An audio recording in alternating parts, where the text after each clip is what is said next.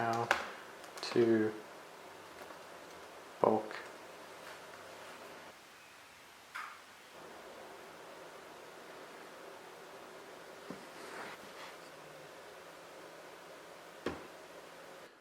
Yo, what's up? You clicked on this video because you want to get big, right? Yeah, exactly. Right, I'm going to teach you how to get massive in this video, right? It's bulking, supplements, nutrition, everything. Alright, so when you bulk up, you gain fat, and then when you train and lose that fat, it becomes muscle, right? That's how it works. It's science, okay? Alright, guys, you need at least 500 grams of protein a day to gain any muscle, right? So this protein shake has 1,000 grams of protein. Alright, it's gonna be really sick. Chicken, broccoli, rice. Alright, that's it for this video, guys.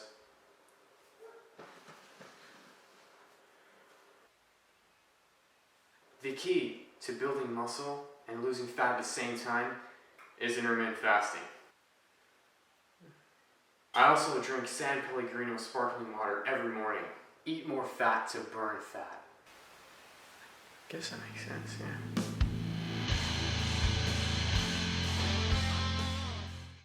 So if you've looked at any content really in the YouTube fitness world, I'm sure you've come across the concept of bulking and cutting. So as I'm sure you've heard before, bulking, is the idea that you're eating a caloric surplus and you're slowly gaining weight over time. And the idea is that you're trying to gain muscle while minimizing the amount of fat you're gaining. And cutting is just the opposite. You're expending more calories than you are consuming, thus losing weight, and ideally body fat. So of course this concept is perfectly reasonable. Most people that want to gain muscle are going to have to do some sort of bulk, as you will. They're going to have to eat in a slight surplus to actually be able to gain tissue. And vice versa, like if you're trying to lose weight, it's very, I think, common knowledge at this point. It's calories in versus calories out, right? So if you're eating less than what you're burning, you will lose weight, and if you're doing the opposite, you'll gain weight. The problem is though, when you get into this idea of like a dirty bulk, so sometimes you see people, just maybe eating in a excess sort of surplus. So normally a bulk where you're just trying to gain muscle, maybe you might be eating 5 to 10% caloric surplus, right? But then once you're going above that, or like maybe you're disregarding your actual diet or like eating healthy foods and you're just trying to consume as much as possible, to try and gain weight, that sort of starts to get a bit problematic. If you're doing this dirty bulk thing and you're gaining a lot of fat, that doesn't always just like come off really easily when you try and cut again. And there's this myth that's sort of like, well, the more that you bulk and the more that you like store up fat, the more muscle you'll be able to make, and it's not really how it works. I don't know if it's super prevalent now, but it's like, I remember when I was starting out, I would hear people say like, oh yeah, you like bulk up and you like gain fat, and then when you like cut, you like turn the fat into muscle, sort of thing. Like a super bro science way of looking at it. Obviously I know a lot of people don't actually think that, but that's sort of like this weird idea. It's like, well, if I just get really big and bulk up, and if I just eat lots and train, I'll just build heaps of muscle, right? Well, it's not always the case. A lot of the time, if you eat in too much of a caloric surplus, you just gain too much fat, and you'll still gain muscle, but you'll mainly gain. So the reason why this is a problem as well is because you can only gain muscle so fast, right? So whether you're eating, if your body needs a 5% surplus and a certain amount of protein to be able to gain muscle, just adding more protein and more calories to your daily intake won't just make you gain muscle faster, right? So there's a certain point, a certain threshold, or once you're at that threshold, adding more just is going to mean just gaining fat, right? Another problem is that there's this cyclical sort of like bulking, cutting. So sometimes people say, oh, yeah, I'm going on a bulk, or I'm cutting right now. Like, you also hear stuff about protein intake. Guys, you don't need to have 500 grams of protein a day to gain muscle. It's not necessary. It's like with the calories. You don't just eat more protein and get more muscle. I think the numbers around, it's debated, but numbers around 1.5 grams of protein per kilo of body weight, or some people say 1 gram per kilo of body weight. Some people go all the way up to 2. So you may have also heard about this sort of thing of like main gaining.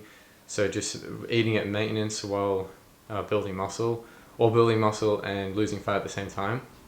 Right, so this is possible in certain circumstances, but speaking in general, like just really broad general, if you're eating at maintenance calories, so you're burning the same amount of calories as what you're expending, it's going to be difficult to gain muscle, right? So you'd normally be wanting to be in that slight surplus, like I said before. It is possible, however, some research has shown that for complete beginners, so people that are completely new to training, and people who are experienced with training but have taken a long time off, are able to actually have this recomp effect, where they've gained muscle and lose fat at the same time. So beginners, so people that just have never trained before, the stimulus is so new to them that they can actually, maybe if they're their current body composition, they're actually able to lose fat, but then they gain muscle at the same time. It isn't like, oh, they're turning the fat into muscle or something like that. It's just that the stimulus is so new that the adaptations are just coming so quickly.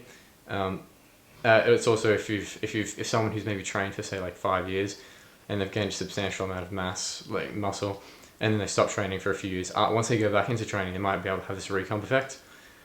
But generally, it's not a thing you should be relying on. Prepare, if you want to try and gain muscle, prepare to maybe potentially gain some fat.